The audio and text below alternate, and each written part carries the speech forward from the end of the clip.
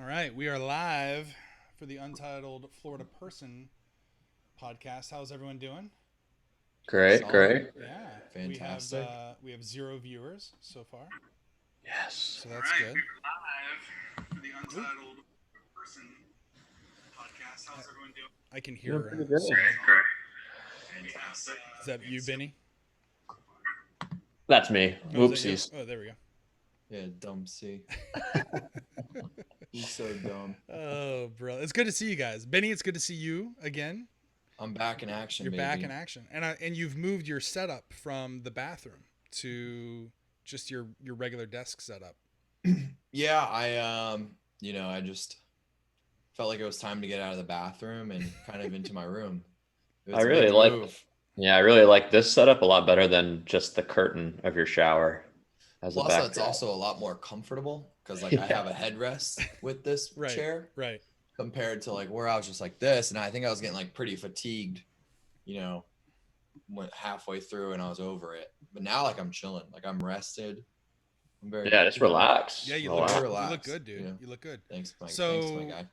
So I don't know if you guys can check it out, but I dismantled one of my bookshelves today, one of my bookcases, and I've got all my boxes. I'm in the process of moving to Phoenix. Oh, hey, it's my mom. Hey, Hey. hey, mom. Thanks for joining. Hey, Mom.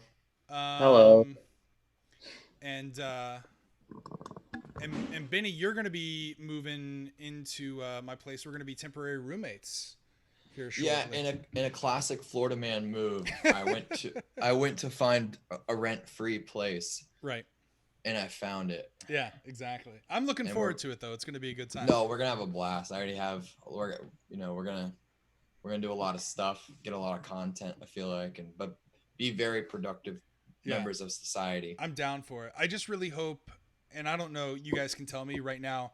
I know Florida has kind of slipped, or certain parts of Florida have slipped back into like a previous phase of COVID. Like out here in Arizona, they reclosed gyms and movie theaters. It's South Florida that's done it. It's South Florida. Miami-Dade area has closed So, down restaurants, bars, and gyms again. So It's a so bummer. alert the presses. This is in true Florida fashion. Let me find it. I follow this Instagram account called Lifestyle Miami, Yeah. and basically it posts a lot. It's actually kind of cool. It's like a news outlet, but But more for for like the for Miami lifestyle. Miami. Yeah. And I'm gonna find this here before I just absolutely butcher it because it's hilarious. The mayor, let me find this Okay. because it's this is actually breaking. It just came I out. feel like we need Yeah. an alert for breaking news. But what I'm saying is, one of the things I was looking forward to is us getting back into a gym routine with someone who works out all the time, because I feel if you have a good workout partner, that makes your workouts even better. Like we just did the Shat the Movies podcast for Vision Quest, and my buddy Mike Kalari, QT Marshall, wrestles for AEW. And one of the best shapes that have been in my life is when he and I worked out together. And we would go every day to Gold's Gym. We'd get a protein shake. We'd hit the tanning bed, which I know is terrible. Ooh. I know, yeah. It was Ugh. really bad. I know I could be into that idea. Right? But not like the actual bed, more of a spray tan. You want to do like a spray tan? Like just get Oh, an yeah. even coat? Oh, big time. But I was in amazing shape, and then I tore my ACL. So I'm really excited to be living with you because we can control our diet, right? We can do the grill, we can eat veggies, and then go to the Our gym. diet is gonna be spotless. I can't wait. So I found the tweet. Yeah. So this is from Mayor Carlos A. Jimenez, Jimenez. and this was posted today at 11:29 a.m. Let's And hear he it. said, "I had a very productive virtual meeting just now with our medical experts and the county's wellness group. We arrived at a compromise to keep gyms and fitness studios open. All doing activities inside must wear a mask or do strenuous training outside, staying 10 feet apart without masks." So Huh. so so he closed it. He made an immediate announcement to close it, I think early last week, Right. just out of the blue. and now he had a meeting and said, okay, it's okay. We can reopen gyms because I find it hard to believe that the meeting with a medical examiner was what made him decide to reopen. Right. the medical experts and county's wellness group. I feel like the wellness guru probably brought some money to the table. Like I don't know how big the gym lobby is in Miami, but knowing that, I bet it's pretty big. Knowing that town's obsession with looks. Did the medical examerator work for the gym? Right. I know. He's like, wait, you telling me I can't bench press today? What are you talking about, eh? Come on, guy. I'll bench press you. I'm gonna bench press you through the roof. Just want to give a shout out to Karen Wu and all my 8882, and of course Jung Deb for joining as always. Really appreciate it. All my 882 says I'm gonna go no with the spray tan, and of course Karen Wu says I have nothing to contribute about a spray tan discussion. So the thing about the spray tans, and again, I am not a fan of like fake makeup. There was something today, or is a headline. I didn't read the article. But it was talking about how like men are now dominating the makeup field. And I assume it's because there are YouTube channels where there are guys now showing tutorials on how to wear makeup. But if I had to compare that, like growing up, I don't know if I believe that. I don't know. It was a headline. Men are dominating the makeup. Yeah, industry. I guess the makeup. There's probably a sudden surge. It could be that new users. Right. Agreed. But I've never been a fan of like the fake tans, although I did date a girl who she was really fair skinned. And so she was a coach. She was a cheerleading coach. Before her big meets, her and her sister would go get fake tans. And I guess that's better. I guess it's healthier than getting at least a fake tan or even being outside, right? Especially for fair skinned people. I would say as one of my birthday gifts, my boss gave me a lotion for basically like it's not a spray tan obviously because you're not spraying it on you, right? But you rub it in and stuff like that, and it was sick. Like I looked good, completely different. I was like, whoa, man, this is what this guy looks like, bronzed out, right? And Karen, the world is lucky I don't have those genetics. Karen Wu says it makes her laugh how badly white people want to be fake tan but still distinct from brown and black people. I think the issue is being pasty white. I don't know what you guys think about this, but being pasty white, you just look unhealthy unless you are like I'm an expert on Snow this. White complexion. Yeah, tell us, Benny. I'm an expert on this, Raj. Essentially, what you'll notice is that if you go across, if you look at professional bodybuilders, right, when they compete, they put on the most fake spray tan ever because it makes you more defined. You're able to see kind of more abs and stuff like that compared to where if you look at like your normal white person or like pasty person, pale, right? If they're the same build, they're gonna look less defined because that color helps so much. Right. So that's why a lot of people like to get that fake tan, because not only does it make them appear healthy, but you just kind of you're a little bit more defined. Right. Right. Yeah. Is it even healthy, or is it like its attractiveness? You look healthier. Like I think it's like a kind of like a mental thing. Which leads into looking more attractive. Right. Which is weird because back in the Elizabethan era, the royalty was, the people who were pale because they stayed inside and they have to work in the they wore powder. Agriculture. That's right. Yeah. Well, some cultures did, like the French, they were very, very light. But yeah, you're right. The royalties, and then if or the aristocrats, if you were heavier, right? If you were merchants, because you were heavier, it was also a sign of wealth. Yeah. I don't know, man. Like thick, as we say now, with 2 C's, right? The thick. If you're stay home if you're sick, come over if you're thick. Scorcha says back in the Lou Ferrigno days, bodybuilders used a bronzing oil. I think back in those days, everyone used like car oil to tan outside. I think the issue for me is that I just want like a nice base layer. When I go outside, I like to put on SPF, obviously, because you don't want skin cancer. But I think now the way that we define beauty is a little bit of color shows that like you're outside, you're active, and active people typically are more healthier. They're doing activities outside. So, listen, we're gonna be that fair tan, though, are you? No, I tan actually pretty easily, but my mom has had pretty bad. She's had things removed from her body that were Right. not good. That's that. Yeah, because I mean, she grew up in the She grew up in the using sun. car oil, Right, as exactly. canning oil days, Right. just like everyone. I mean, And especially in Hawaiian Daytona Tropic Beach. I did mean, too. that was just yep. Yeah, exactly. But anyway, yeah, no, I think I'm just, again, I'm looking forward to being with you. I'm looking forward to being around the family. I'm not looking forward to this 30-hour drive cross country. Yeah, once you get it over with, though, I've it'll made be that drive before. It's nuts. What's it like, Mr. C? Do you have any? It's just, well, from like New Mexico to pretty much like there's like a 10-hour gap in Texas. Depends which way you take, but if you take I-10 Right. across like northern Texas, those 10 hours are brutal because it's just there's nothing there except flat land, and it's like you feel like you're going crazy because like, or you feel like you're going in a circle because it's like the same view for so long. But I mean, I took it with my mom, so that was like a whole like obstacle within itself. So obstacle. That's the way. I think That's the word you use to define. yeah, the that's the experience. nice way of saying it. But I drove the whole way with her because she was moving back to Florida from Phoenix, so essentially the same exact drive as you're going to be taking. Right.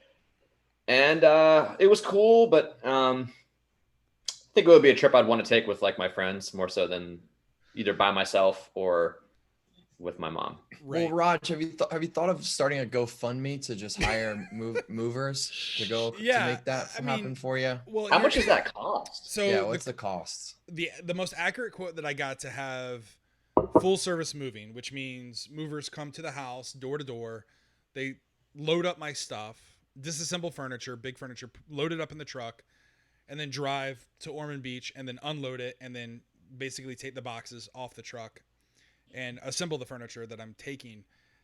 That's $3,700. That's a median estimate. Okay. To rent a Penske truck with the damage waiver is like $1,200. So you factor in gas, hotels. I'll probably use my points. I've got Marriott points, so I'll just go from Marriott to Marriott. And I think hotels are hurting right now, especially roadside ones. Yeah. So I'm sure I could even like do a hotel tonight for like $80. The issue is finding one that's pet friendly. Again, all I'm going to be doing is stopping and sleeping. But I'm estimating $2,000 to move on my own. Now, I've got to ship my vehicle as well, and that's about $1,200. So all in all, I'm probably in for $3,200, $3,300, which is still less than full-time movers. Now, my sister was supposed to come out, but my mom is, going to Houston for this treatment for her cancer, and so understandably, she's worried that if my sister, who's helping her at the house right now, if she travels and God forbid contracts COVID because it's spiking, she's not going to come out anymore. So there's three things that might happen. Mm-hmm. Number one, I could do it all by myself, which would suck. If that happens, also, I'll probably have to hire some local movers to help me load the truck. The second option is Big D has said he wants to come out. And if Big D comes out, it's on like that's going to be the most fun because we've talked about that's a good option right there. Yeah, we've talked about like recording while we're on the way, and he's a big guy, he can lift heavy things, and so it's just going to be enjoyable to go with someone who's not your mom, right? To go with a friend. The third option is that if Big D can't come, my aunt and my uncle, Aunt Jolie and Uncle Manny, have offered up their services. Now, I love Uncle Manny and I love Aunt Jolie. The problem is sitting in a truck for extended hours with Uncle Manny because he likes to listen to industrial German music. Like, it's just like headbanging music. Wait, really? Yeah. Oh, yeah. He loves it. I never would have pinned him as that kind of guy. Oh, man. He loves it.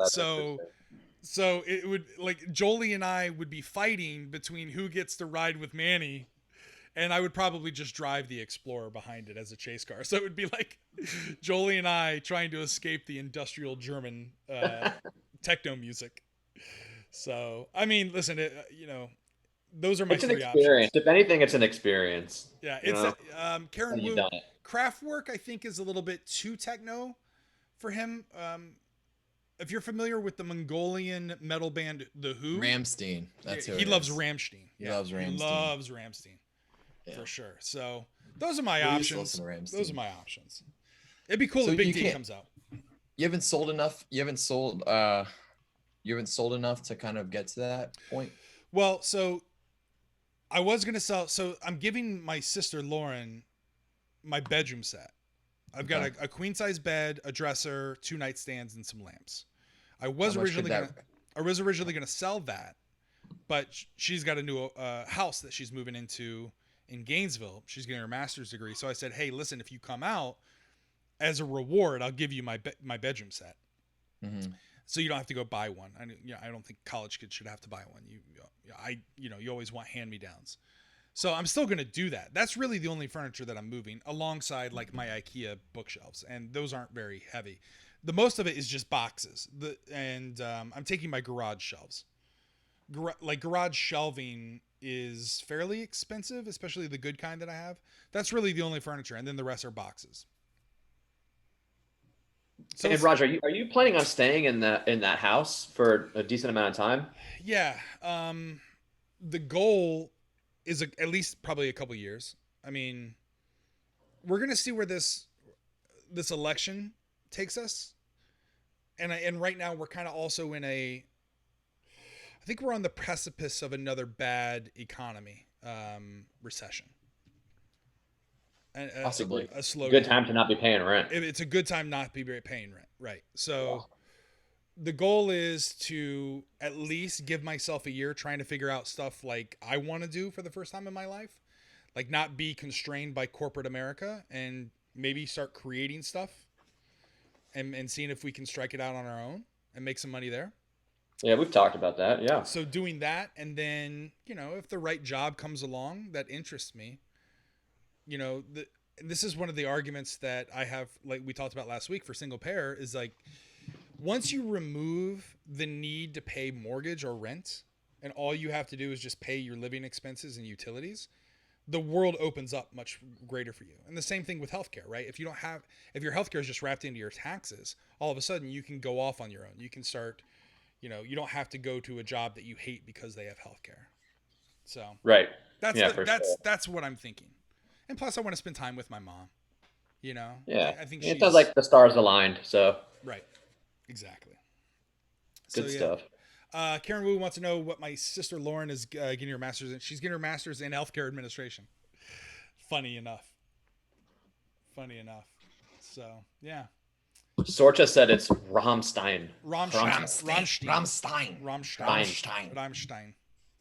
So, and then Jolie says there's some other Italian band that Manny likes as well, and Euro symphonic metal. She's a good wife. Yeah, she's a good wife.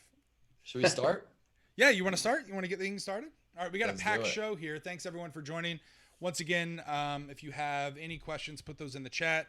Follow along with us, and send us your bits. If you hit that little diamond, you can subscribe to the channel using your Amazon Prime. You can gift subscriptions. You can gift emojis and all that kind of stuff. So we want to get some bits going there. But with that being said, let's start the show. I feel like we need music. Yeah. We're gonna I get keep some like- music soon. Music is Maybe we'll have some Rammstein. music. Rammstein. yeah. All right, here we go. Welcome back to the Untitled Florida Person Project, the show that brings you the top stories about America's favorite citizen, the Florida person. Each week we dive deep into our favorite headlines made possible by the Sunshine Act of 1976. But in order to navigate the mind of the Florida person, you'll need the guides familiar with the swamps, rivers, beaches, theme parks, and homogenous strip malls that litter the landscape of the Sunshine State. To know the Florida person, you have to be a Florida person. So that's why I'm here. I'm one of your 3 native Floridians, Roger Roper, and alongside me are my 2 co-hosts, Benny Buffett What's up, Cheetos? and Mr. C. Duval, what's up, guys? You can, again, subscribe to our Twitch channel for free via your Amazon Prime account. We also want to hear from you in our chat, and also send us your Twitch bits. Additionally, check out all the great content from Shat Podcasts, such as Shat on TV, Shat the Movies, Shappy Hour, squad goals, and I think there's a new one on Thursday that's coming as well. So you can check out all of our Twitch schedule here, and then subscribe to our YouTube channel where all past episodes are uploaded, I think the week after the live. And then of course you can find our catalog of podcasts, which Mr. C, you're going to be upcoming on one of our the movies. You're going to be covering the Phantom Menace, which is cool because it's a commission from an individual that is younger than you are. So a listener who's even younger. They were born in '97, and so you're going to be on that. And then Benny, you're going to be on the Mac and Me podcast. Yeah, I'm excited. Who else is going to be on these casts? Getting By with King B. That's the other one.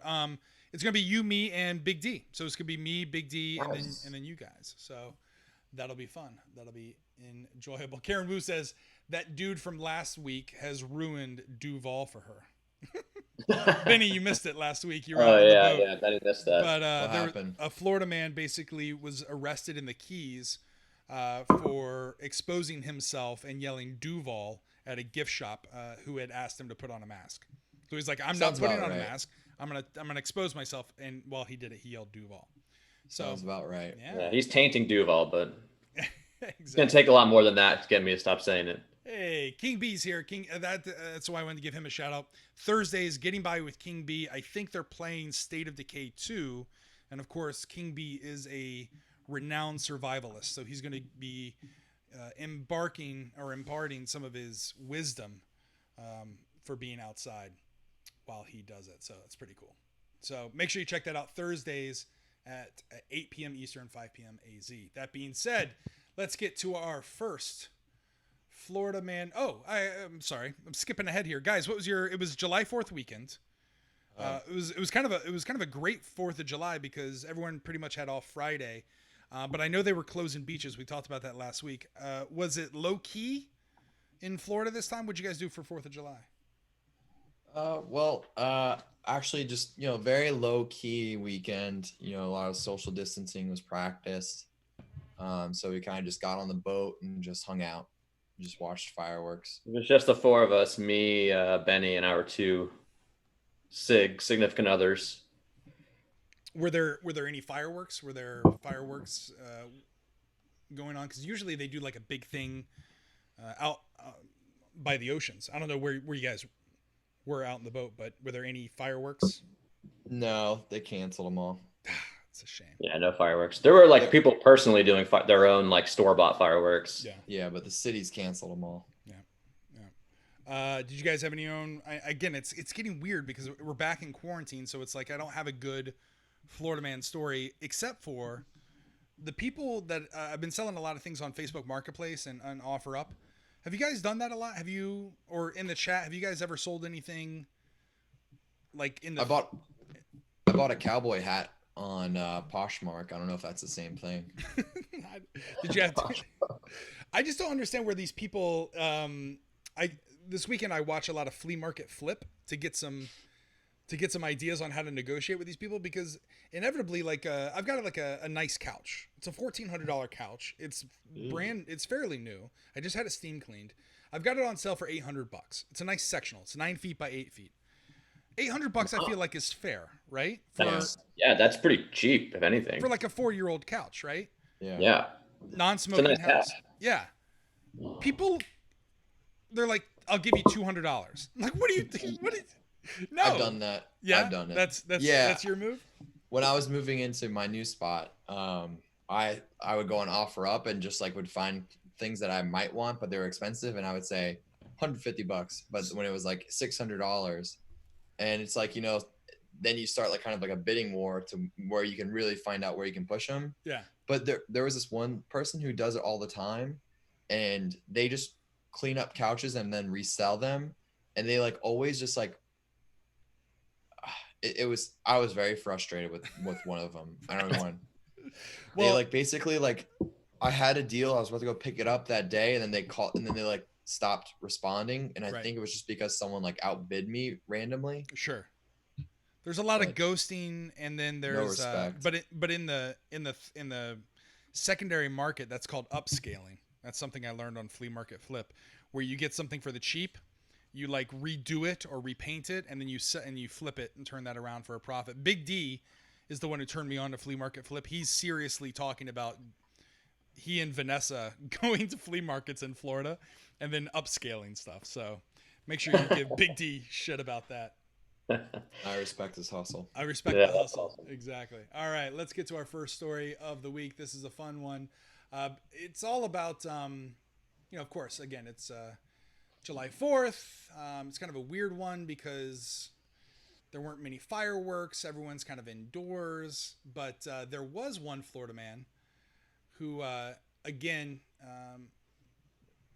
really makes Florida very interesting. The first story is Florida man blows handoff with firework on July 3rd. So he went, he got his July 4th started early on Friday. This comes from the Brevard Times. A 42-year-old Florida man suffered a severe injury to his right hand from an exploding firework just before 9:30 p.m. on Friday in Palm Bay. Didn't even make it to 10. Didn't even make it to 10 o'clock. You know what I mean? So I don't know if when you guys are doing your own fireworks, what is the appropriate time to start setting them off? July 4th, not July 3rd. Yeah, first of all. Right. Yeah, thank God that guy deserves to have his hand blown up. Imagine I was so frustrated because the whole week people were like lighting fireworks off at like 8:30, 9 o'clock. And it's like, wait till July 4th. People have dogs that get scared. Oh, want to hear a crazy story about that? About dogs getting scared? Oh yeah. What? We know someone who had an old dog. Heart attack. And he's afraid of like thunder and loud noises, just like most dogs are. And he posted that someone set off a really loud firework next to their house, and the dog died of a heart attack. Oh, jeez. Yeah. Wow. Did you hear me? Did you hear me guess that right away? Is that what you said? I didn't hear you. Yeah, I said died of heart attack. No, isn't that crazy though? Yep. How pissed are you at your neighbors? I would. Yeah, I'd be extremely pissed. Like Albie is afraid of fireworks. Like he gets he pants, like he gets very anxious and he can't get settled. And they weren't that bad even in my neighborhood, but again, dogs they can hear pretty far. I guess Albie can because they're little. That's I guess through genetics and through evolution. If you're a small dog, I guess you have enhanced hearing, right? So you can avoid predators. But he gets very skittish, very scared around fireworks and thunder. And right. Pippa could care less. But yeah, so he was pretty panicky. Rod, let me ask you a really difficult question. Let's do it. Ooh. You have to choose Pippa or Albie. Oof. Like a Sophie's Choice here? Yes. Like, can you give me some more context? One dies. Yeah. That's terrible. I was going to be a little nicer about it, but yeah, essentially that's the gist of it. I asked the hard questions. So situation is I'm forced to make a decision between which dog lives and which dog dies. Basically, like you're on the edge of a cliff, right? And you have one paw in one hand and one paw in the other. Yeah. And you gotta let go of one to survive. Right. Which paw are you letting go to? Guys, and staring them in the eyes as they fall down. If you can't choose, you're done. I think I'd probably sacrifice myself. Stop lying, Raj. I would sacrifice myself. Raj, you're not. Yeah. All dogs go to heaven. You're probably not going to go. I would sacrifice myself. That's absolutely terrible. Wow, man loves his dogs. I do love my dogs. I don't know what I would do. Big D likes to ask this question a lot when we were watching The Walking Dead and really into zombies. This is a good segue into King B, kicking it with King B on Thursdays. If you are in a situation where you're being tracked by zombies and you want to make sure that you make as little noise as possible, what would you do with your dogs? Or if there's a scarcity of food, which dog would you eat first? And in that scenario, I think I might have to eat Pippa. No. Probably Albie. Probably Albie first, because Albie barks when there's noise, but Pippa gets excited when there's people. So in a situation where we're being hunted by zombies, God, it's just, I don't know. It's such a Sophie's Choice. That's just a bad situation to have a dog in. You know what I mean? Yeah, but I'm not going to sacrifice my dogs to the zombies. Like I'm going to pick unless it's a German Shepherd. Oh yeah, but German, like I could pick those fuckers up and just put in my backpack, and run. Yeah, your 2 dogs. Yeah, I'm good to go. I'd Yeah, be true. more scared about the German Shepherd, right? Because then you're having like an I Am Legend situation, Right. right? Where you get saved by the German Shepherd, but then it also dies because it gets eaten by the zombies and then that's a sad moment as well, right? So Albie's the favorite. Yeah. Albie's like my buddy for sure. Albie's cool. I like I'll Albie. say this: I went camping. I'm excited. I went camping over Memorial Day with some friends, and I left Pippa at home because I knew that Albie could handle the hike. I knew he could handle camping, and I was right. I predicted. So it sounds like you're answering my question here, aren't you? Listen, I'm in a roundabout way. Yeah. The unidentified Florida man was transported by ambulance as trauma alert to Holmes Regional Medical Center in Melbourne. I just heard a firework. Right? I just heard a firework. It's ridiculous. It's ridiculous. I think I'm more sorry, guys. fireworks were sold. Wasn't there a report that more fireworks were sold this season than any time before? I don't know. I didn't read that report. No, I didn't read that either. I'd read. Well, around 13,000 injuries are sustained from fireworks in the United States annually. 13,000. Wow. Nearly 80% are in Florida. Yeah, nearly 1/3 of those injuries are inflicted to a hand or a finger. Who's Michael's JPP. JPP? Yeah, Jean-Pierre Paul. Jason. Well, in Yeah, 2018, Jason Pierre-Paul, thank you. In 2018, another Brevard County man blew off 2 fingers with a firework on July 3rd, just after 9:30 p.m. So I think what these people are doing is they're waiting till it gets dark, and they're so excited for America's birthday. Well, Raj, they can't stop. One might conclude that fireworks look better when it's dark. I will say it is very lame. It's like going trick or treating when it's still light out. It's lame to set off fireworks during the day. Yeah, agreed. But yeah, it gets late. Night of dark. All right, so that's our. That guy's an idiot. Yeah, I kind of feel bad for him. 13,000 people are idiots. Each year. All right, story number 2. You guys probably saw this on Twitter, but this is funny. This is a good one. Let's see here. Where is? I messed up in my photos. That's okay.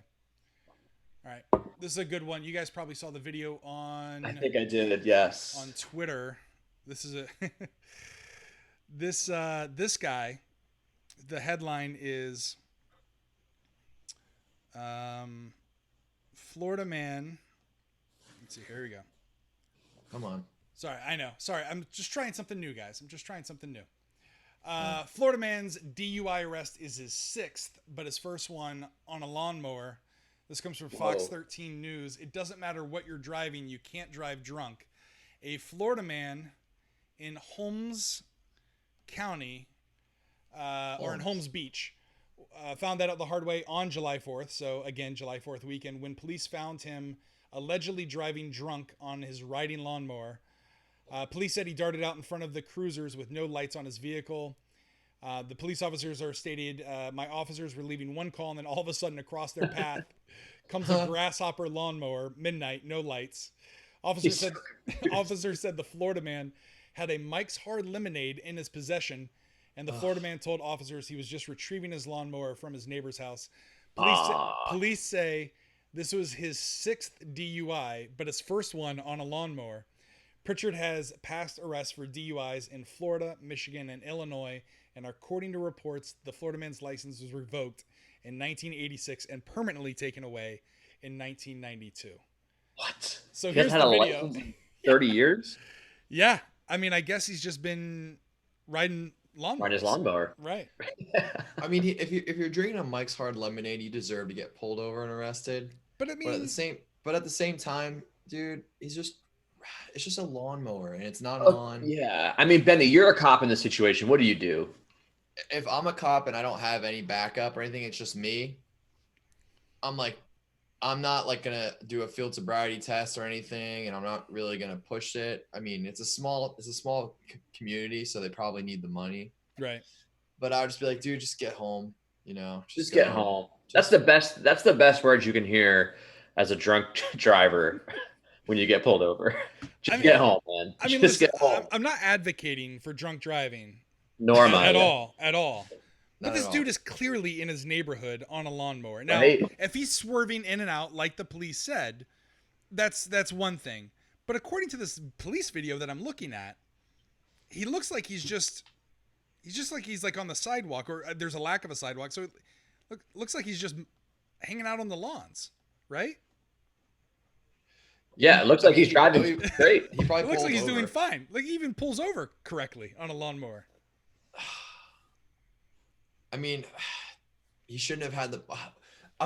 I just don't get it. A Mike's Hard Lemonade is not worth as a roadie. Well, like if you're Benny, he likes Mike Hard lemonades. He likes them. I don't know Why? why you have such a I don't you know. have such a hatred for Mike's Hard Lemonade. That's like saying you like Four Locos.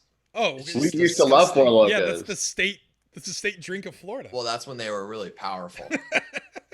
Are they not powerful anymore? No, they're more like no, mocktails. no, they yeah. dialed them back. Oh, big time. okay. Yeah. I used to have two, and my face was in the grass. Oh, they were a two, dude. I had one on my face. Was in Well, the that's grass. what I'm saying. Two. But you were a tank, though. Yeah, I black out Benny. Blackout Benny, yeah. That was his nickname, by the way, chat. Blackout No Benny. joke. Yeah, blacked That's out Benny. But don't you think have Mike's no Hard limits. Lemonade is kind of the precursor to the Trulies, and you like Trulies and Claw, the White Claw? Wow, I mean, I guess. Well, would White Claws would are like Smirnoff- Mike. White Claws are like Mike Hard Lemonade's like cool brother. Like who's, Hard like, really Lemonade's into not fitness cool. and health. Yeah. Yeah. It's like, yeah, you know, I just got back from the gym, but I'm still gonna stay conscious. But I want something that tastes right. Yeah. Do you think if he had turned on the blade and just started mowing lawns that he could have gotten out of this? You know what I mean? Possibly. Or do you think Myron it's Pomelani says, "Let him mow." I agree. Let this guy mow. Let him mow? I remember this one He time. pulled over pretty nice. Yeah, he pulled over. Yeah, really very nice. nice. Yeah. He did a good He's looking job. behind him. Yeah, look at that. Yeah. He He's doesn't- like, why you guys? He's like, you know what? I'm gonna post a Facebook post that says I'm gonna defund you guys for this. Right. So, I they're don't know. probably How trying do to you get survive them- without a license for 30 years? It's got to be tough, especially in Florida. Yeah, because they have to drop out everywhere. No public transportation here. Blackout. Miran Kalamani says blackout blow chunks Benny. No, Oh, I yeah. never blew chunks except Never for when blew I had chunks. Steak and Shake one time at 3 He a.m. did blow chunks. Actually, he didn't blow chunks. He blew a lot of waterfall out of his mouth. It was Oh, so bad. that's It was terrible. probably I have like 2 or 3 funny throw up stories, and that was one of them. Jeez, that's not And good. Steak and Shake. Classic Yeah, well, Florida. Classic yeah. Florida man. Classic Yeah, when I was in Florida. college, the good old days. All right, so again, I feel bad for this guy. I mean, what? Once you have 5 DUIs and your license has been suspended for 20 years, maybe you don't get on that lawnmower. Well, I mean, what are they going to do to him? Like, what did they do? What was the consequences? Let's see here. Like, I don't have a license anymore. What are you going to do? I guess arrest you? They did arrest him. He thought maybe he was just going to get an open container violation because again, Right. But yeah, no. It was funny when I was in college. Is one of the first times I heard that you could get a DUI for riding a bicycle. I was like, Oh yeah. I was like, wait a minute, this is safer. I'm on a bicycle. I'm not driving a car. I'm on a bicycle. Yeah. Jack's You Beach is only known walk. for that. Yeah, Jack's Beach is known for that. See, that's just again, I'm not advocating it, but I think if you're on a bicycle and you get hit, I mean, you're damaging yourself. You know. Yeah. Same thing with a lawnmower. All Might 8882 says, I've lived without a license for over 20 years. Oh, So do you, but I'm assuming you live in a place that Has has a good lot of public transportation. Yeah. yeah. Maybe or Before not. They had to I mean, drive an hour just to go to the bars. Oh, it's yeah. gotta be terrible. If not, enlighten us how you get around, because that's crazy. He's Yeah. Superman. Flies, teleport. Yeah, maybe. it's got Almighty Superman. It's got to be a place where you can. Or Lance Armstrong. Right. Why did Karen Wu call Benny exorcist? Oh. Because I blow chunks. Plus chucks. Gotcha. All right, this next one is the video that I was referring to. This guy is crazy. Fuck this guy. This guy's a cool guy. Maskless Florida man screamed that he was the victim when Costco customers called him out. Have you guys seen this video? No. I've seen I've the seen guy a little bit yelling. of it. All right, so check We this. try to guy get out. into the Walmart. So it's yet another video of a store encounter featuring a maskless Florida man amid the novel coronavirus pandemic has gone viral. The latest one, again, this comes from lawandcrime.com, apparently filmed more than a week ago at a Costco in Fort Myers, showed the Florida man here in a red. It's always in like a patriotic dumb shirt. Like it says like running the world since running the world since 1776. T-shirt. He screamed that he felt threatened as he approached the purported source of the threat. Let's watch this video here. Okay.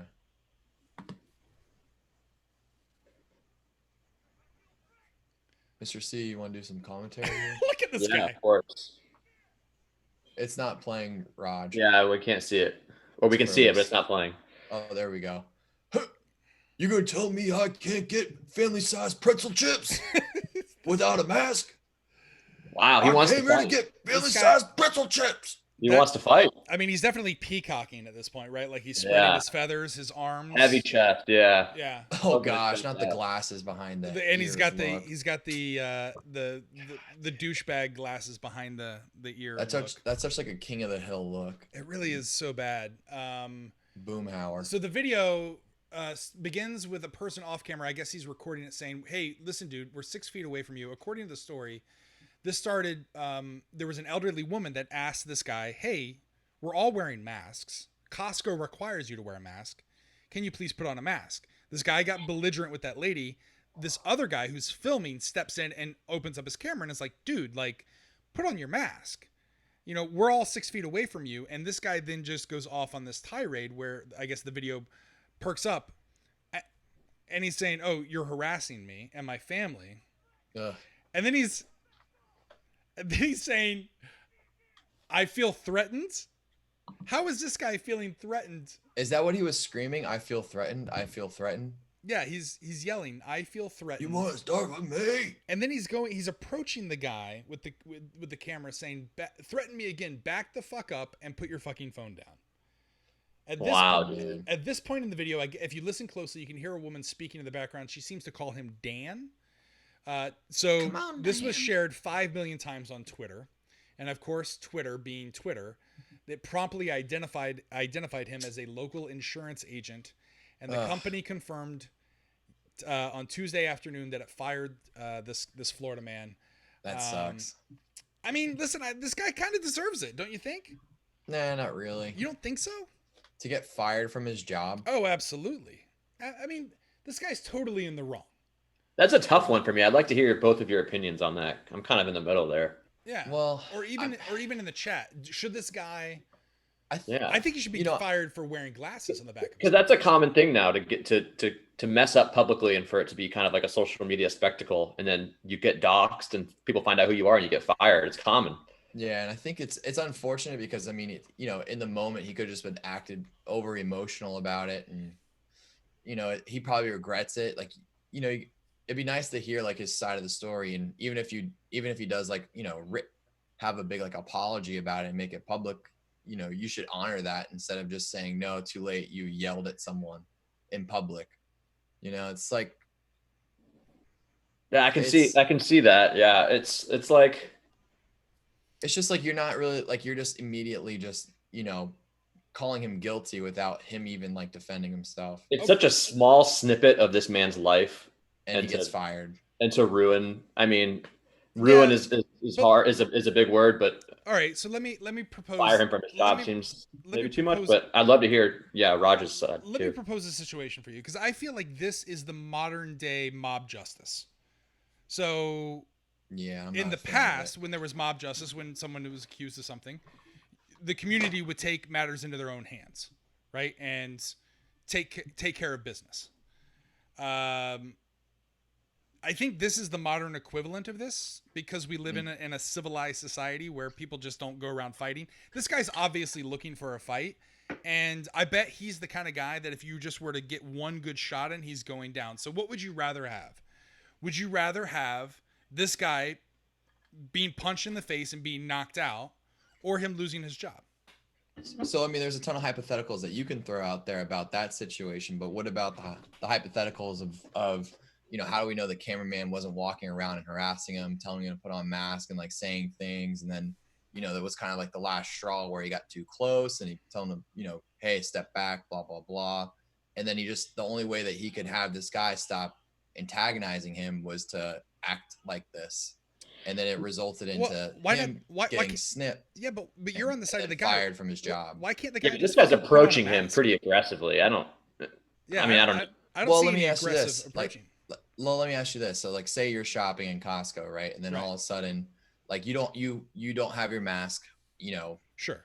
There could be a variety of reasons. Maybe you don't believe in it. Maybe it's, you know, all sorts of reasons. But you're entitled to your own opinion, even though it's stupid. But, you know, it's American culture. Mm-hmm. Well, Benny, put yourself in this. Hold on. And then there's a guy that just constantly is following you, filming you while you're shopping with your family. And then he keeps getting closer and closer because he's trying to get a rise out of you. And then he finally accomplished what he was going for. And then the only thing that gets shown is this last clip to where he actually succeeded in getting a rise out of you. So it's, and then all of a sudden it gets thrown around. 5 million people share it. It's and probably in one of your worst moments of life. Right. And then you get fired from your job. Like, well, there's a couple things. Like, I don't want to just, you know, dismiss this guy right away from a 5-second clip and not hear his side of the story. There's a couple things to consider. Like, first of all, if, say, for example, he lost his mask or didn't have his mask for some reason, it wasn't his fault, whatever. Any three of us would, if someone at the front of the door said, you can't come in here, we'd all say, okay, fine. We'd leave.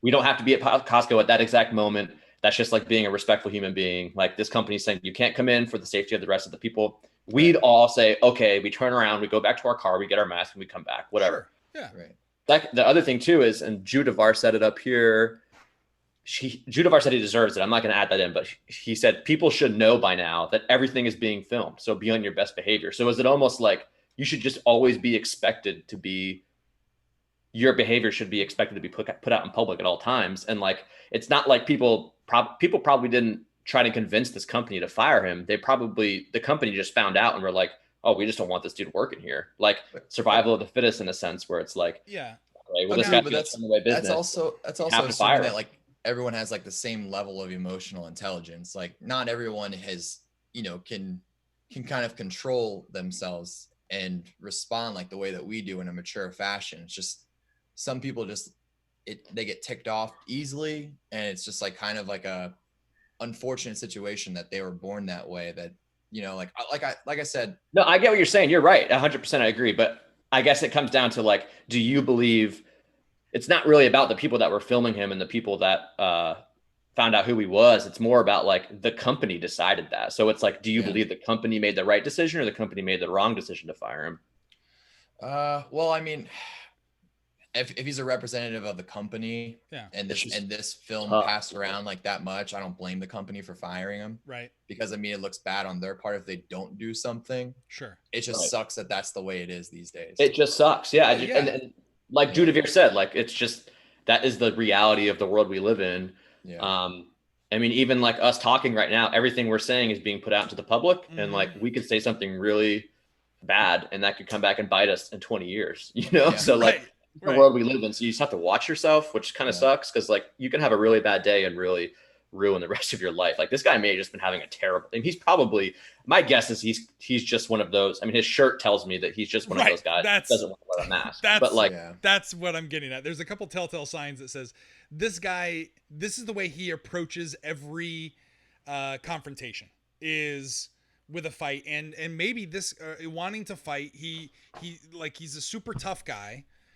This is how he responds because he feels like the world owes him something and that he's in charge of the world. He's wearing a shirt that says running the world since 1776. He's got his glasses on backwards. Costco has a very clear policy by now that everyone should be aware of. I don't even know how he made it past the greeters. I'm sure he put his mask like in his pocket after like he got in the door, but like, everyone is clearly wearing masks. It becomes a situation where like this guy is doing this on purpose. And that's what I'm saying is like, yeah, he may have been having a bad day, and we have all had bad days, but this guy is clearly at the checkout line. Like, he's been in Costco for some time. Yeah, it's just a dangerous mindset to assume. I mean, I like that Benny's giving him the benefit of the doubt. You should always give people the benefit of the doubt, but like, in the current society we live in, it's just, sometimes at the same time too, like, who's really to fault? right? Like, is it the leadership of the kind of the group that he kind of gravitated towards? You know, that he fought I'm in leadership. I'm talking kind of like the political spectrum of like, you know, this is what like this herd, this tribe essentially is now like fighting against is like, this is messed up. Like, you know, this is stupid. And now there's like all these people that are a part of this tribe that like him that are acting out like this. Well, so it's the company tweeted crazy. The company tweeted that, or they sent out a statement saying, we thank everyone for their comments and messages, raising awareness about a former employee. Their behavior in the video is in direct conflict with our company values, and their employment has been terminated. The CEO of the insurance company tweeted, "Thank you for everyone for their comments and messages, raising awareness about a former employee. He absolutely does not represent our values and no longer works at our agency. We are working with all states to release a statement shortly. Wear a mask and be love." So I think the CEO is, I mean, listen, if you have a CEO who, you know, believes that, hey, we should all pitch in together during this global pandemic, at a bare minimum, wear a mask. That's, I mean, how hard is it to wear a mask? I mean, I get it's uncomfortable. It sucks, but we're all doing it. And the Dude, faster we do crazy. it, the faster we can go back to being normal. But I think reactions like this guy, I mean, listen, I don't blame the company for firing him. And you're right, cancel culture can sometimes go too far, Benny, is what I think you're saying. Yeah. But I think sometimes it gets it right. And in this particular case, I'm on the side of Mr. C. I think this is not the first time this guy has flipped out like this. Yeah, I think this stuff happens all the time. It's been happening since like the social media age. It's just now you just can get really unlucky, and you have to just like I said before, like none of us would ever do that. And like we were raised well, blah, blah, blah. However you want to, right. Nature and nurture, whatever made us respectable people. This guy obviously was born into some, like Benny was saying, like a tribe essentially that taught him that this is how you're supposed to act, and that like your liberties are more important than like acting like a decent human being. Yeah, but your liberties don't allow you to oppress other people. And you talk about like the tribe. This girl looks pretty young here. Is this his daughter? Like, what kind of example are you setting as a parent? Looks like girlfriend, possibly, but if he's with his family, like, I don't want to be around this guy. This is how he operates all the time. Like, this is like living in an abusive relationship. Yeah, I mean, the crazy thing is like Benny, for example, like imagine you did this at work, you get fired instantly, right? If you acted like that. So now it's like you just have to carry over all your work behavior into into any type of public situation, because you can you can get filmed for it now. So like you have to be on your best behavior unless you're in your own house, you know? Yeah. Or recording a podcast, which by the way, this is just purely a comedy podcast. So a lot of our takes are in jest and all that kind of stuff. But yeah, no, this guy is crazy. This guy is nuts. And Tutar and Karma, good point. Liberty doesn't come without consequences, especially in a civilized society. So could you imagine if this guy got physical with the guy? How would you react then, Benny? Yeah, but he didn't. Yeah, that's true. He looked like he was going to.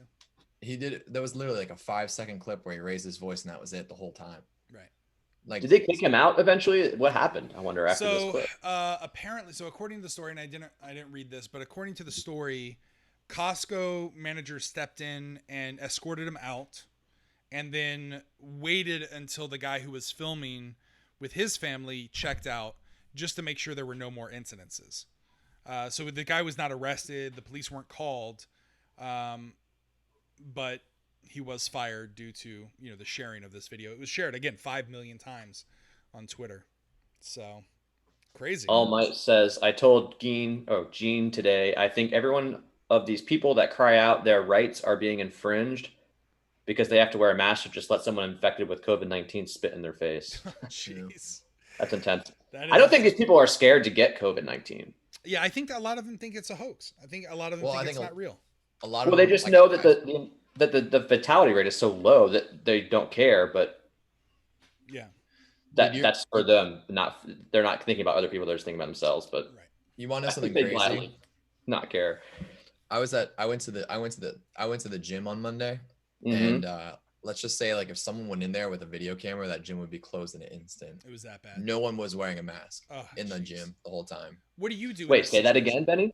No one was wearing a mask in the gym. Like it's weird because like I brought my mask and I was wearing it because, you know, like I've been in South Florida for a little bit and it's just normal there. Yeah. But like I went to the gym on Monday in Jacksonville and no one was wearing a mask. They only required you to wear it when you were walking in the gym and when you were walking out of the gym. So like when you're moving between equipment or anything like that, you know, it's just kind of up to you to exhibit proper gym etiquette, wiping down things and whatnot. But dude, it was crazy. It's like one of these things where like how this guy was filmed to where like, you know, he would get fired. I guarantee you if you know, someone was recording and went through the gym and just like looked at everyone, like this gym would get shut down immediately. Benny, Yeah. C and I talked about this last week. What would you think about paying an extra $5 to your gym if there was just a guy that followed behind you and sanitized everything that you touched, or every other person that touched? They already do that? they already did that. They like you can tell that they increased like the amount of employees that there are because cool. like there's these ladies that I've never seen before that just, you know, continuously just walk around with a mask and like wipe things down. Like the employees and the staff were wearing masks and wiping everything down. It's just like the actual gym goers, and it's not even like 50% capacity. It's literally like, you know, it's like it's a normal day. Are people herding together, or are they distancing from each other? People have like they're not like, I wouldn't say like herding together, but like if you have a gym partner, you're spotting them normal. It legit looks like a normal, right? We're not in a pandemic, you know, it's a normal day at the gym like 8 months ago. Interesting. Yeah. That's crazy. Mm-hmm.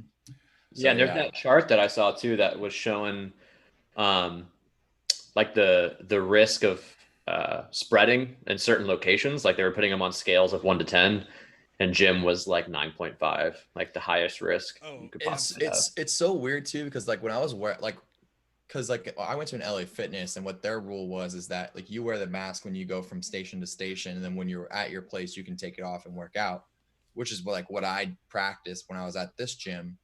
And it's weird, like it's like the psychological thing that you're the only one that's doing it, and like you kind of like feel like people are like looking at you and like judging you, and like you're the outlier in the situation. And it was like kind of like I was like walking around with like my head down because like I felt like I was like being like extremely judged. Yeah, like mask shame is like a real thing right now, where like if you walk into a place and no one else has masks on and you put yours on, you almost feel like, oh, like everyone is in here judging me, or everyone in here thinks I'm judging them. Like, you know, one or the other. Two-Tone Karma makes a really good point here, guys. What if I feel like the issue here is that coronavirus doesn't have like a nauseating smell to it. Like, could you imagine if it smelled like like smoke? You know what I mean? Yeah. Like then it'd be an annoyance to everyone. Oh, this guy's got, obviously there's coronavirus in here. It smells horribly. I got to go outside, or you take that shit outside. So instead of we should be looking at it like smoking versus non-smoking, right? There's evidence now. The World Health Organization came out and said there's evidence that might be supporting that coronavirus, COVID-19, has mutated to the point to where it's now gone airborne. And if it's gone airborne, we're all screwed. Like, we're all getting it. And it's going to be survival of the fittest. Yeah, but I mean, there's so many things that have come out that they've said that they retracted. Like, you know, it's one of those things where it's you're not going to know for sure until. Right. I mean, it's science, right? Yeah. Exactly. You have to have a good sample Here's an size. hypothesis. Okay, now it's wrong. Right. But again, it's sorry. But that'd be kind of crazy if that's true. Right? You know. All right. Well, and here's the cool thing though. There are people that are taking coronavirus seriously in Florida. Our fourth story is Florida lawyer turns heads by wearing a full hazmat suit to federal court. This comes from law.com. A Miami criminal defense attorney recently appeared in court wearing a full hazmat suit, gloves, respirator mask, and a face shield. Though he had the option of appearing via Zoom, he felt the sentencing was too important to do online, especially after not being able to meet with the client over his his pre-sentence investigation report. That's because at sentencing, clients often need to confer with their lawyers about any issues that arrive. He's quoted by saying, "A sentencing is the most important stage of a person's life that's facing a criminal case, and I just think that a lawyer has an ethical obligation to be standing there with him. Every defendant wants to talk to the judge and give his feelings or his or her feelings. So I wanted to be there in case he had any questions or in the case that they wanted to talk to me before they spoke to the judge." So listen, if I get into some criminal shit, this guy's going to be my lawyer. You know what I mean? Here's a guy that's going the extra mile. Inside the federal courthouse, he was met with assorted exclamations of "I don't blame you, man," from court security officers and marshals. Miami-Dade circuit judge tweeted, "It would have been nice. It would have been a nice touch had he worn the tie on the outside of his hazmat suit." The extreme precautions, of course, come as a result of rising concerns in South Florida, like you said, Benny, about inmate safety. This is something that's not talked about a lot. This is the craziest thing to me is like jails and stuff like that. About it. No one's.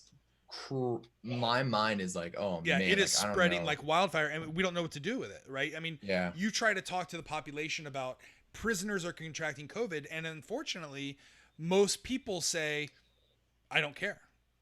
They like there's no regard, and these are humans. Yeah.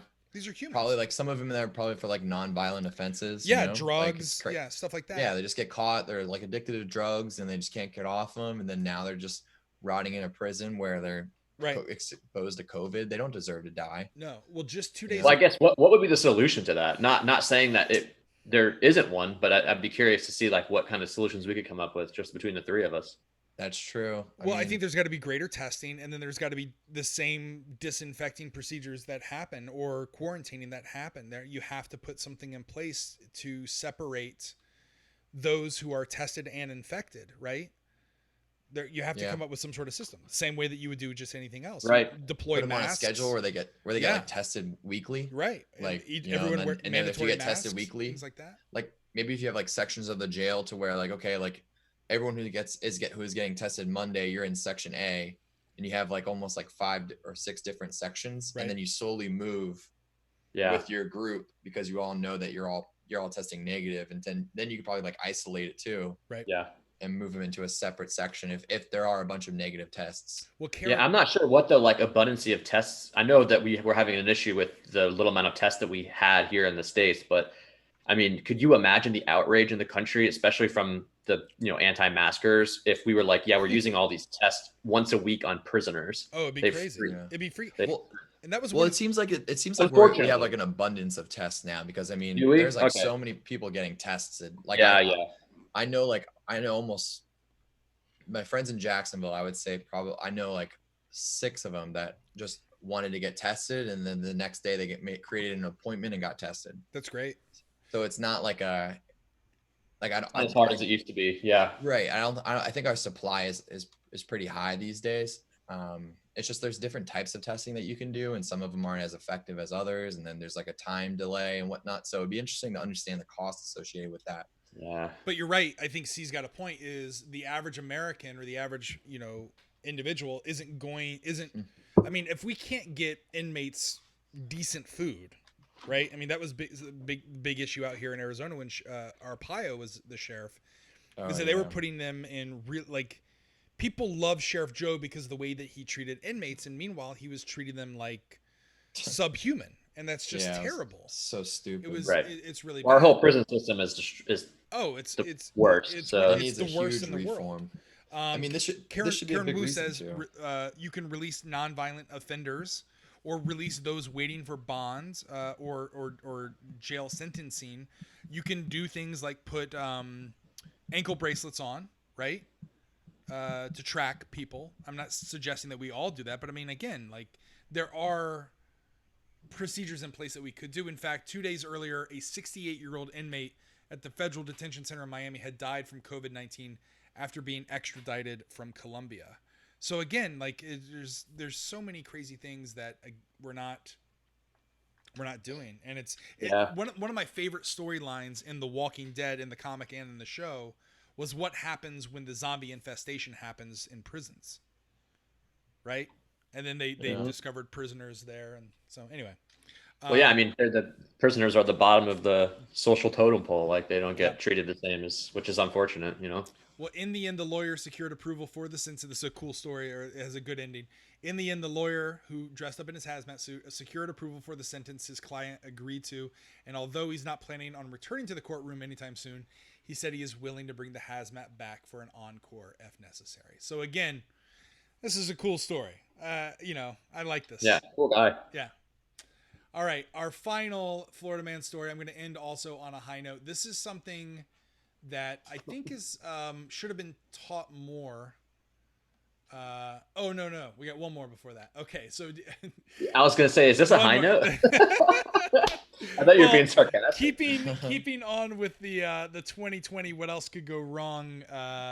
It's July now.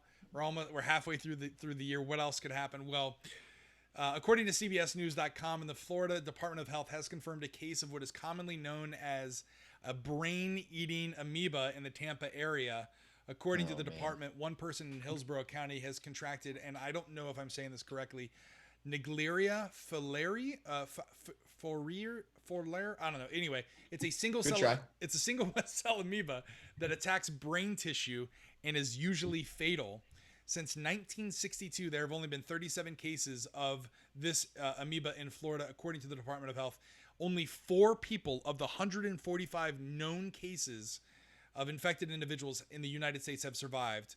This is usually contacted when contaminated water enters through a person's nose and is found in warm fresh water such as lakes, rivers, and hot springs. Its peak season, guys, is July in Florida, also August and September, and it grows best at temperatures of 115 degrees Fahrenheit, which, I mean, as climate change continues to grow, this is more and more the norm. It's also possible to contract this in swimming pools that are not properly chlorinated or in contaminated neti pots. A person cannot contract this from drinking contaminated water since it's only contracted through the nose. So, Benny, in a few months in October, you're moving to Tampa. How do you feel about this? Tampa, by the way, has been hit with some pretty bad stuff recently. You had the red algae bloom, and now you have this brain-eating amoeba. I mean, it's just one of those things where life goes on, stuff happens, and then you just got to look past it, and it'll go away, and then it'll come back. I think one thing that I have been concerning myself is that this whole COVID-19 global pandemic, this is a precursor to the effects of what's going to happen as a result of our impact on the planet. More and more, you're going to be seeing stuff like this, where bacteria is going to fester and grow in hotter environments like this. The red algae, as the permafrost begins to melt, there are diseases and bacteria that have been frozen for years that we haven't had to adapt to. I think it's going to get worse and worse. I think this is going to be the new normal. And this is the beginning of the end. This is the beginning of the end, guys. I would be more concerned with like how people are treating each other than that kind of stuff, because I feel like those types of things have existed behind closed doors, but with the rise of social media and in the information age of how fast things are being shared, and how easy it is to access information these days. I mean, if you think about it, it's really only been around for how long, like 25, 30 years, that we've been able to just readily access information like this. Sure. You know, there's a lot of, I think there's been things in the past that things in the future are going to resemble. Okay. And I don't see it's as an issue to necessarily be concerned, like be extremely like worried to the point of where you think this is going to be the end. But what I feel like is more of like how people are interacting with each other these days, and how like crazy that is. So what you're saying is this has happened before. Maybe not it's not like an apples to apples thing, to where like, okay, like, you know, like you said, about the ice caps melting or whatever, and how that's going to release new bacteria that's going to be introduced for the first time. Mm-hmm. I think there's been sort of catalysts that are similar to that in nature. Yeah. Maybe not necessarily dealing with like ice caps, but, you know, something else. Oh, and yeah. No. we've overcome it. you know, I mean, especially with technology these days, I wouldn't put it past that something can be. I mean, then again, if you think about how long it's taking to get the vaccine going, Right. you know, that's kind of a counter to my argument that I was about to make. But Right. I think it's hard for human beings as like a species to grasp the thought that there might be a point where something bad's going to happen and we're all just going to die. Like it's impossible. It's like really counterintuitive, I think, for someone like pretty much like as I listened to Benny talk, like I kind of had the same thoughts where it's like, oh, there's no way. Like we'd figure it out, you know, like we'd figure out a way to get past it. But there is going to be some point where we're not going to be able to get past it. Like we've only been here. We haven't been here for that long. Like, but when do you think that point's going to be? Do you I have no idea. And I'm not saying it's this coming up time, but I mean, from everything I've read, this is what is possibly coming up within the next like 100 years is going to be like one of humanity's biggest challenges that it's ever faced. Yeah. I also think how crazy it is too, like when it comes to like gene editing and like, you know, all the types of research. I think we're starting to kind of push away the fact that we got to, you know, adhere to Christianity rules and, you know, not really allow science to kind of take the next step. I think like our generation's more open to, okay, well, we got to let science breathe and advance it in a way that's scary, but it's also, you know, it's inevitable that we're going to be able to do certain things that is almost godlike. And I mean, that might cause more problems than it may solve, or it may do just the opposite. We just don't know. Right. So, well, I think the issue is that this has happened in the past.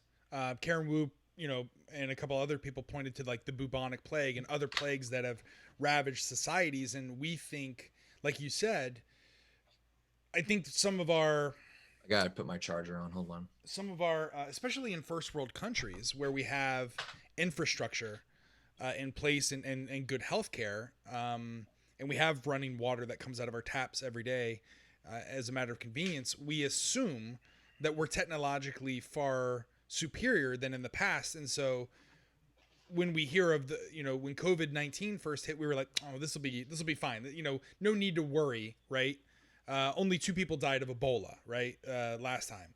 Well, now we're seeing almost what happened during the Spanish flu of 1918, right? So exactly the same trend. It's almost exactly the same trend. And I feel like we didn't learn. Benny's assumption is that we've learned from our mistakes, and we haven't. We keep screwing it up. And there was an article recently said that there's a possible case of the bubonic plague, that our bodies, our immune systems, the bubonic plague hasn't been around for 500 years. Yeah, I read that. I saw that the bubonic plague, is it a bacterial infection? I've heard that like we have things that it was in Mongolia, right. I'm pretty sure. It was in Mongolia. And there was like there's 3 levels of alerts, and instead of putting like a number 1 level alert, which is the worst, they did a 3, and then they kind of questioned it within the article and said, well, why was it only a 3? This is the bubonic plague. It killed, you know, 50 million people, however many people it killed. It was a large number. And the reason they said it wasn't that big of a deal so far, the only restrictions they're putting right now are you can't eat wild game in those areas, which that's how you contract the illness, is because it's a bacterial infection, I think. Okay. And it's something that we have medicine for already. And it's something like the antibiotics that we have to fight bubonic plague are strong enough or advanced enough that we can get past that. But I think like what we were talking about before was a little bit more like, I mean, I don't know if that's what you were touching on, Raj, but like global warming, I think is what's the big, and that's like something that if we don't have a planet, I don't care how much technology we have. No, we're screwed. We got so it's like, is it like, are we terraforming other? Is the technology or like this godlike thing that Benny's talking about? Is that terraforming another planet, or is that somehow reversing what we've already set into motion for the past, you know, thousands of years? And are we reversing that somehow with technology? Well, I'm not saying that's not possible. That is possible. We could reverse it. I mean, well, I think, at this rate, it doesn't look like we will. So it's kind of scary. It's the War of the Worlds, right? At the end of the War of the Worlds, what killed the aliens? It was bacterium. It was the smallest structures of life on our planet that the aliens could not resist. And that's how nature will win. Regardless if we like it or not, we're the virus of Earth, right? And the planet will react accordingly to get rid of us or to get rid of the issue, just like they did with, dinosaurs is a bad example, right? But I mean, life will find a way, right? Eventually there will be climate conditions by which we can no longer survive, and it might be at our own doing, but eventually the earth will repair and heal itself. And I think what we're doing is we're just exacerbating the issue right now. I think there was something that said there was one, and I'm just pulling numbers off my bat, but I think right now we have farmed the majority of land in the world, if that makes sense. Like, yeah, no, I know what you mean. I've heard that. Yeah. So we're on the precipice. If we don't find and create technologies that will allow for more like urban farming and vertical farms, we may be facing a global food crisis very shortly. Yeah. Because water and water as well. And another thing too, and what Benny said, to combine one thing he said with another thing he said, is he was saying like he's worried about how like people are going to react in these times, because people are treating each other terribly now, right? And that needs to change. But the thing that's going to happen, the first thing that's going to happen if we can't figure out how to reverse or how to slow down or whatever verb it is that stops global warming, the first thing that's going to happen is like the coastal cities are going to be like underwater, which is pretty much every city, are going to be, people are going to be pushed in, like poor people are going to be pushed out of their homes. Yeah. And there's going to be like waves and waves of like unfortunate, like destitute people trying to figure out a way to like make a living because they were pushed away from their neighborhoods. Yeah. And that's going to be a point where it's like, well, what do we do as a society to help these people? Like, it's going to be those types of things that are going to happen first, where it's like, how do we as a society kind of put away the idea of like money and like class and like classism and figure out a way to just like all work together and make sure that we all are living a good life. Because right now we're not doing that. And if shit hits the fan, it's going to be even worse. I don't think it'll happen unless there's like, do you, I don't really, you don't think it's going to happen, or you don't think it's going to happen in your lifetime? Well, I just don't think that like right now, like, so like, say if you were to ask me if there's going to be some time in the future to where the entire human civilization works together. Oh, I see. What you're saying. No, I don't think that's going to happen. Zero chance. Yeah. Right. Zero chance. Right. But I mean, unless I don't know. What if the aliens presented themselves? What if a big UFO came down and they were like, "Hey, we heard you guys needed some help, so we're here together. Here's your path. Here we're showing you what's going to happen if you don't change your ways and come together as society." Do you think that would bring people together? I think half the country would want to blow them up, and I think half the country would want to take them lives. All right. Yeah. Like for real, I really think that's what would happen.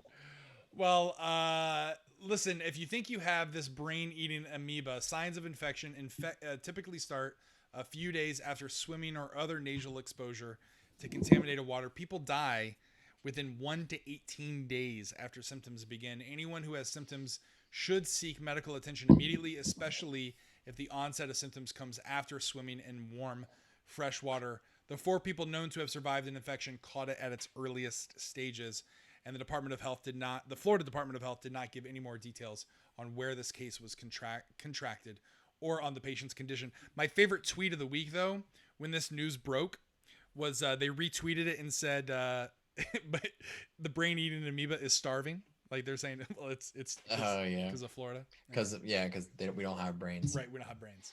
I didn't get that, so I guess. It's always good when you have to explain the joke. It's always a good thing. All right, now for our final story, this is kind of a heartwarming story. Are you guys excited for NFL season? Benny, I asked Christian this last week, and of course we were talking about the guy pulling down his pants yelling Duval and getting excited for the Jags.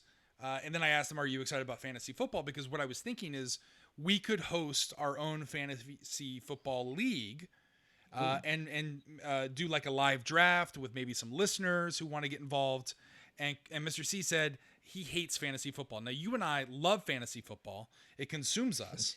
I'm hoping for an NFL season because I could play fantasy. Are you excited for that same reason, or what are your thoughts there? I'm obsessed with fantasy football.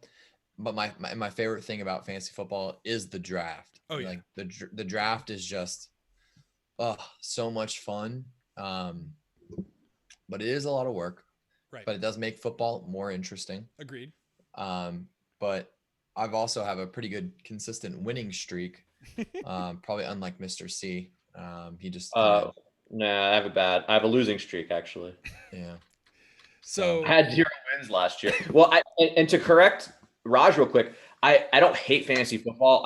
I'm done with it until I'm not done with it, which might be like in 2 years. But like, I was in your league last year, Benny. I had such a bad season, and like the Jags would win, and then I would get crushed in fantasy, and I would be unhappy. And I was like, well, I can't do this. Like, I can't like have this, like my inability to play fantasy football well control and like destroy my Sundays. So, well, the NFL has announced that they will play a song written by a Florida man before every game next season. Have you guys heard about this? It was written by a Florida man? It was written by a Florida man. According to NPR, the song Lift Every Voice and Sing will be played or performed live before every Week 1 NFL game as the league considers ways to recognize victims of systemic racism. The song is known as the Black National Anthem, and it will play at the start of every season opener game coming before the Star Spangled Banner, a source familiar with the league's discussions told NPR.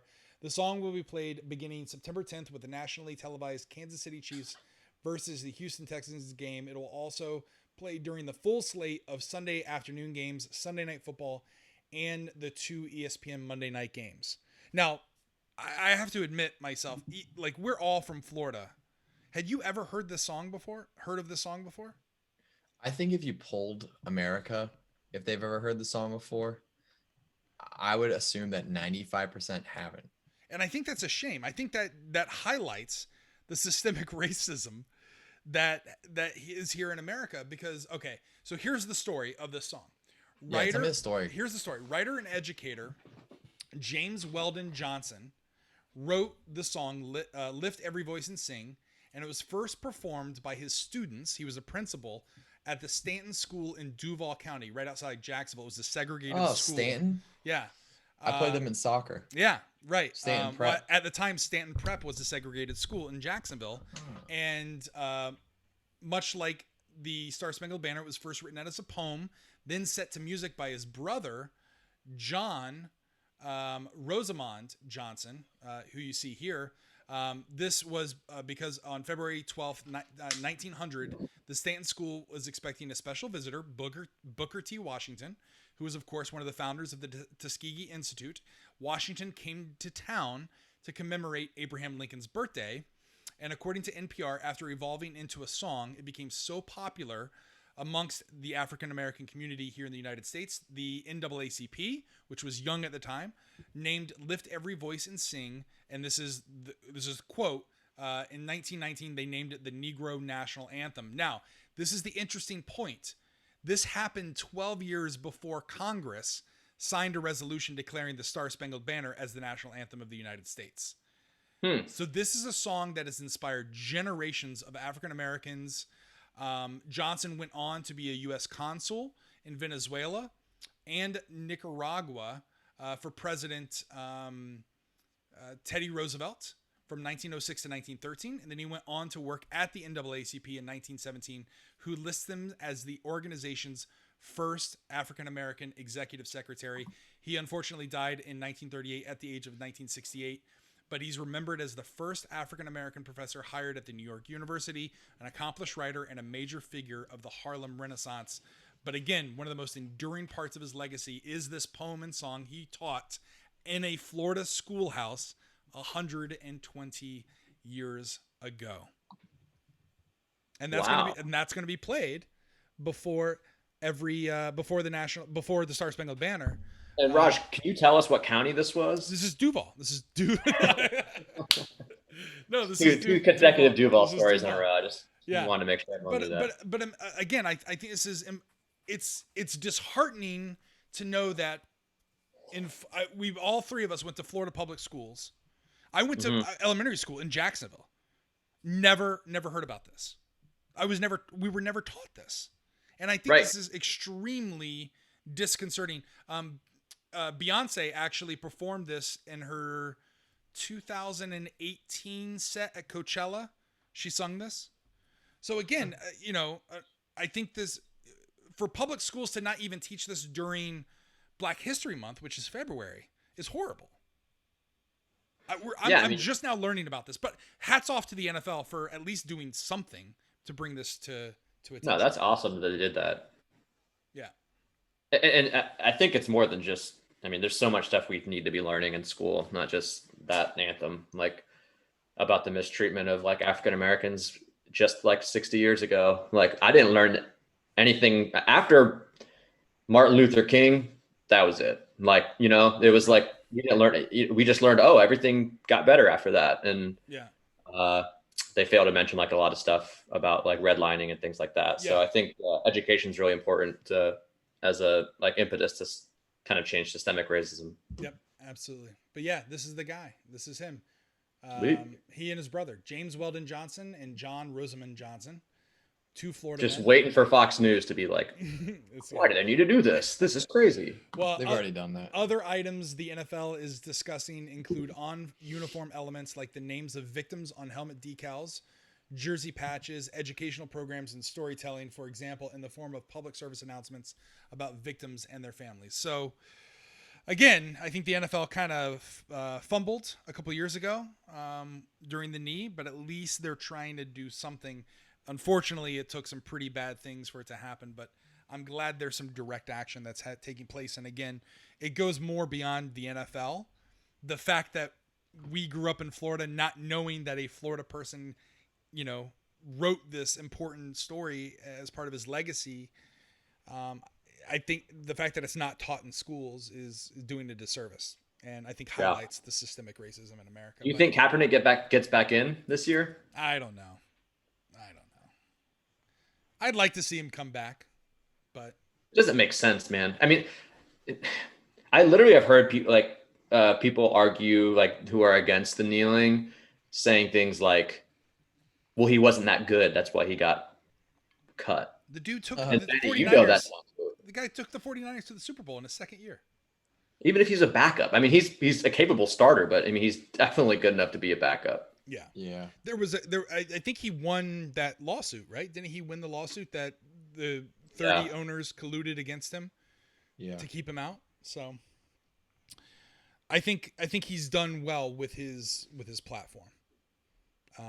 It just he'll be remembered for something greater than football. So something greater than himself, which is what you want in a situation like that. You turn a negative into a positive. But so anyway, remember those names. Oh, and then who was it? Is it Karen Wu that said this? No, Sorcha. We learned about the Tulsa Black Massacre from watching The Watchmen. You know what I mean? Like, these are things that are not taught, and it's unfortunate. But I don't watch The Watchmen, and I don't know what that is. So that's the 1921. So there was an attack on what was then deemed Black Wall Street. So at the time, Tulsa, Oklahoma was heavily segregated, but the town was divided into white and black populations. And the black people of Oklahoma, Tulsa, Oklahoma, said, fuck it. If you guys don't want to do business with us, we're going to do business on our own. And some white folk, got very upset by this. I think it also had to do, it coincided with an arrest, an alleged arrest of a black individual, where there were some mobs that were going to the police house that angered the white mobs, and then a gun fight ensued, and then that turned into a riot where they basically, the police of Tulsa, Oklahoma, worked on behalf of this white mob that burned down Black Wall Street in Tulsa, Oklahoma. And they were even using airplanes. And again, this is 1921, so they're biplanes. They were tossing grenades down and killing innocent civilians and individuals. Wait, this doesn't have anything to do with that kid that was falsely accused of raping that white woman in the grocery store, was it? No, I think he bumped a white woman in an elevator or something like that. I think that was the story. But yeah, I mean, there's lots of stories about like that, about, you know. Yeah, something like that. But I know that that woman ended up like coming out like 5 years ago saying, yeah, I lied about all that. Oh, but no, this is way back before. That's different. Yeah, Okay. this is different. I mean, there's just the unfortunate thing about our history is that Emmett Till. Yeah. I'm talking yeah, about Emmett Till. yeah, there's Karen many Lewis. stories like that. But yeah, no, this had there's a couple great podcasts on that you can listen to about the Tulsa, Oklahoma riots, and I'm sure I'm doing broad strokes, but again, that was something in our history we were never taught, something that was just whitewashed away from our history, and I think that's sad. Yeah. Yeah. I think that's it. Everything change starts at educating the younger generation. So Yep. Yep. Yeah, a young black man bumped into a white female elevator operator. That's the story. Thanks, Sorcha. wow. And the as the story goes, and the police officer, there were some Tulsa, Oklahoma police officers that were in cahoots with the white mob, and so the story is muddled, but supposedly they were trying to protect him while he was in jail, but then somehow they allowed the white mob to get in. It was, yeah. Anyway, it's crazy fucking history, but at least we're fucking, it feels like the wheels are starting to change a little bit. I don't want symbolic gestures. You know what I mean? Symbolic gestures are nice, but there has to be real change alongside it, or everything is for naught. Yeah. I mean, the crazy thing to me is, and I don't know if this is true because I haven't done too much research on this, but the crazy thing to me right now is there's still so many protests going on, like BLM protests happening, but they're just not being shown anymore. Like, because no one's looting and no one's burning down buildings. It's like they're not getting coverage from the media. It's really interesting. Well, that's why independent media is so important, because you're right. Corporate media only cares about sensationalism. Yeah. And once the police put down their batons and put on polo shirts and stopped, with the riot gear, all of a sudden shit started calming down, right? Right. Surprising how that happens. But you're right, because there's no more rioting, there's no more looting. The major players, the 6 major media companies in the United States, they don't cover it anymore because it's not good for ratings. Yep, that's the problem. That's us, the problem. Not necessarily. Yeah, it's it's our attention span. It's our attention spans. But, well, I thought I was going to end on a good note because I thought it was a pretty uplifting story. Possible. The fact that a Florida man in a segregated ended up, a principal in Jacksonville, Florida, wrote, the African American, well, they're going to play that before every game? Right now, according to NPR, it's just the opening games, which again, fucking symbolic, right? It's just week 1. Yeah. It's like, come on, if you're going to do this, do it, make it a part of everything. I also have a very different view of the Stars. I feel like our national anthem, just like every other country, every other sporting event, should only be played during international events. I'm a huge proponent of that. Does that make sense? Like maybe baseball. Yeah, no, I agree. I don't understand. Well, I do know that the national anthem being played at sporting events is it's a moneymaker. It's an American military pays them to do it. Yeah, it's an American propaganda thing. We didn't used to do it. No other country does it.